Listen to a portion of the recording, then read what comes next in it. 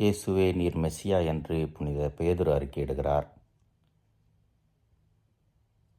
இந்த நிகழ்வுக்கு பிறகு இயேசு தோற்றமாற்றம் தபோர் மலையிலே நடைபெறுகிறது. 3 திருத்தூதர்கள் அழைத்து செல்கிறார். திருத்தூதர்களும் இயேசுவால் பணிக்கு அனுப்பப்பட்டு திரும்பி வருகிறார்கள். அங்கே நடந்ததெல்லாம் ஒருவர் மற்றவருக்கு தெரிவிக்கப்பட்டிருக்க வேண்டும், அல்லது எல்லாம் கலந்து பேசியிருக்க வேண்டும்.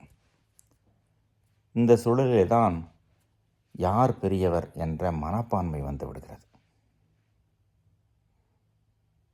பெருமை என்பது பெரியவராக இருப்பதிலே அல்ல, குழந்தையைப் போல இருப்பதிலும், தாழ்ந்து பணிந்து கடவுள் பணியை செய்வதிலும், பிறர் பணிகளை தம்மையே சிறுமியாக்கிக் கொள்வதெல்லாம் இருக்கிறது என்பதை தெளிவாக்குகிறார் இயேசு.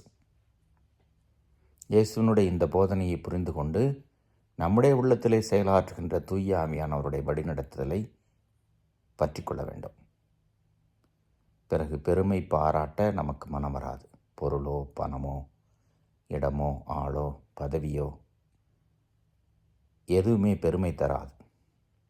முதல் வாசகத்திலே யோபு எல்லாவற்றையும் இழந்த போதிலும் ஆண்டவர் தந்தார், ஆண்டவர் எடுத்துக்கொண்டார், எப்படி வந்தேனோ அப்படியே நான் போவேன் என்று கடவுள் மீதுள்ள நம்பிக்கை தெளிவாக்குற இந்த மனநிலை நம்மை பெருமை பாராட்ட வைக்காது. பெருமை வந்தால் பொறாமை வந்துவிடும். பொறாமையும் போட்டி வந்தால் சுயநலம் அதிகமாகிவிடும், பாவங்கள் தான் அதிகமாகும். நம்முடைய மனநிலை எண்ணம் எப்படி யோசித்து பார்ப்போம்.